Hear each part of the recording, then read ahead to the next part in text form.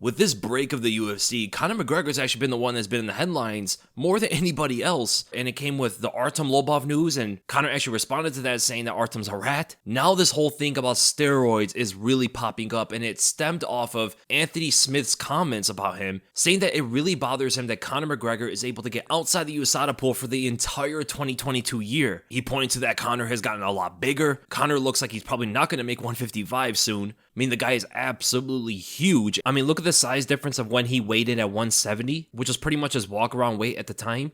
And look at him now. I wouldn't be surprised if he is like 200 pounds. And Anthony Smith hinted at it's due to steroids. There's no way someone like Conor could get that big while recovering from his injury and also recovering very quickly, where Chris Weidman is taking a lot longer than Conor to recover. And we know about Anderson Silva. Silva came back pretty quickly, but he got popped for steroids on his return. So this is not me saying it. I'm not saying Conor's not in anything, but Anthony Smith is definitely putting out there that Conor McGregor has to be on steroids by the way he looks and by his unprecedented recovery. Conor then said that he's going to be able to test with USADA in February, and he's definitely going to fight next year. He did respond to Anthony Smith, and he didn't necessarily deny the claim, which is very interesting. He says, quote, "This rat spoke to Weidman, who had the same horrific injury and is having severe complications still. He is bothered that I was able to heal to a normal way of life. He, like many other rats in the game, would be happier if I wasn't able to play with my children the same again. The audacity of this loser, Anthony Smith, you're a loser. The percent of the bones joining back after a break like this is so low. You think I care about anything else? I'm the most tested fighter all time in the combat sport. I give everything to this game, you nothing. I thought you broke your leg yourself in your last fight, you little dope. You embarrassment of a man, keep my name out of your mouth." And he continued to throw shade at Anthony Smith, showing him when he was walking outside the cage when Smith hurt his ankle fighting Alexander Rakic, and he was able to walk it off on his way out. And then Conor moves past Smith and starts talking about the recovery and stuff involving that. He says, "Everything was fully disclosed before I began. The state of allowance for athletes to recover from injuries, as horrific as the one I overcame, must be assessed. My thoughts are with Weidman and Anderson Silva. The three of us, and only us, know the severity of this injury." And I agree with him on that. He's absolutely right.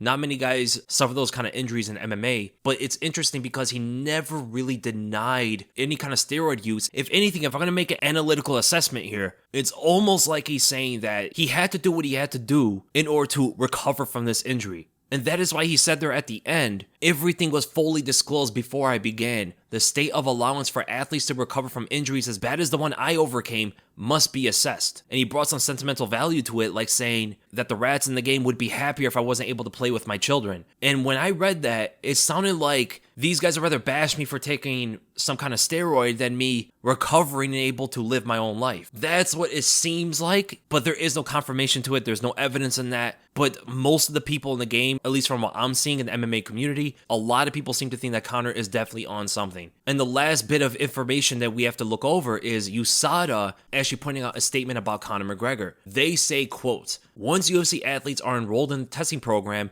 they are subject to testing. Even when not competing, unless they notify the UFC of their retirement, their contract is terminated, or they are otherwise removed from the program.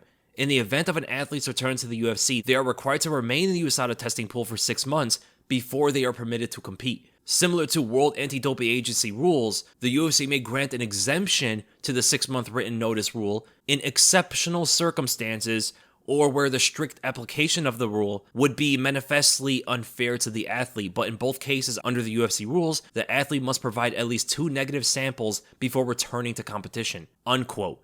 So what it seems like is, it was probably the organization that was able to do this, or Conor McGregor was able to speak through the organization. And it might be because he suffered such a bad injury that he couldn't be tested properly, right? I don't think anybody wanted USADA to come to Conor while he's recovering from a broken leg for him to get tested, right? I don't know how safe that could be, but then again, if he is going to the hospital and stuff, he's going to get IVs and he's going to get tested there for different kind of things as well. It's a very interesting statement, right? And we don't really know for a fact what is happening to Conor, if he is or is not taking anything. But the thing that I care about the most is his next test comes clean, which is the second biggest thing we're looking forward to. And then number one, his return to fighting in general. I don't know where I really stand with fighters who are coming off such a big injury like that and probably need to get on something that is on the PED list for them to recover properly. Because as we remember with the whole John Jones situation, he allegedly had pulsing remnants of his steroid use in the past. It's such a strange thing how that works, apparently. Hopefully we never see anything like that out of Conor as well. But I don't know, man. I can kind of see the instance where a fighter is out of competition for years. He needs to be out for years because of a bad injury, and taking some kind of PED or whatever